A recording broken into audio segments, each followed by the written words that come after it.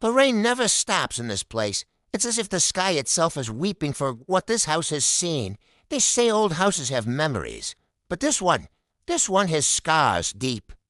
Dark scars that bleed into the very air you breathe. I came here looking for answers about my family, about Salim, my ancestor.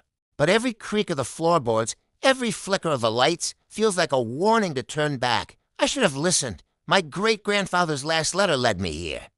It spoke of a family secret, a burden passed down through generations. He called it a sacred duty.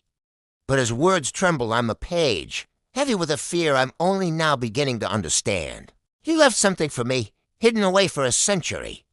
A package, wrapped in oilcloth and tied with a brittle string that crumbled to dust under my fingers. My hands shook as I unwrapped it, a cold dread coiling in my stomach. What could be so terrible that it had to be buried for so long? Inside was a book. Not just any book. Its leather cover was ancient, cracked, and cold to the touch. The title was etched into it, a single, ominous word, the Covenant. My heart hammered against my ribs. This was it, the source of the secret, as my fingers traced the strange, unfamiliar script. The lights in the room pulsed violently, plunging me into near darkness before sputtering back to life. A shadow detached itself from the corner of my eye, a flicker of movement so fast I almost convinced myself it was a trick of the light. But the cold that washed over me was real. I opened the manuscript. The pages were vellum, filled with my great-grandfather's frantic, spidery handwriting. It wasn't a journal. It was a confession, a warning. He wrote of a pact made in desperation, a deal with something ancient and unseen to save our family from ruin. He gained wealth, power, influence, but the price was a curse.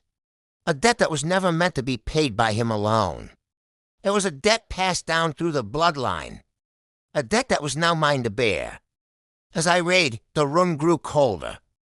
The air thickened, heavy and suffocating. A glitching, distorted static filled my ears, and the text on the page seemed to shimmer and twist. The shadow in the corner of the room grew darker, more defined. It wasn't just a patch of darkness anymore. It had a shape, a form that was almost human but disturbingly wrong. Its edges blurred and warped like a heat haze rising from asphalt, but cold, so terribly cold. I could feel its presence pressing in on me, a malevolent weight that stole the breath from my lungs. My great-grandfather's words became more desperate. He wrote of whispers in the dark, of a presence that haunted his every step. A constant reminder of his terrible mistake. Text seemed to overlay my vision. Ghostly whispers materializing in the air around me. They swirled like smoke, forming words that were not on the page. It watches. It waits. It hungers. The whispers were a cacophony, a chorus of despair echoing my ancestors' torment. I was no longer just reading his story. I was living it. The house wasn't just holding memories. It was replaying them. I slammed the book shut, my breath coming in ragged gasps. I had to get out. I scrambled to my feet, knocking over the chair, and stumbled toward the hallway. But the hallway was no longer empty. It stretched before me, a tunnel of impenetrable blackness. The shadows weren't just in the corners anymore. They were alive, writhing and twisting along the walls, coalescing into figures that darted in and out of the darkness. They were a tide of black, and they were moving towards me. Each step I took felt like wading through mud, my feet heavy and unresponsive. My heart was a drum beating a frantic rhythm against my ribs. I could hear my own panic. Breathing, loud and harsh in the suffocating silence between thunderclaps. I was trapped. The whispers grew louder, no longer just words but a tangible force pushing against me, chilling me to the bone.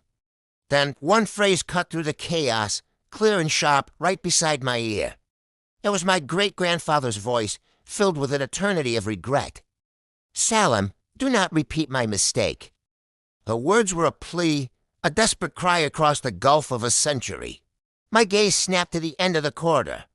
The shadows parted, revealing not an exit, but a massive, black iron gate that wasn't there before.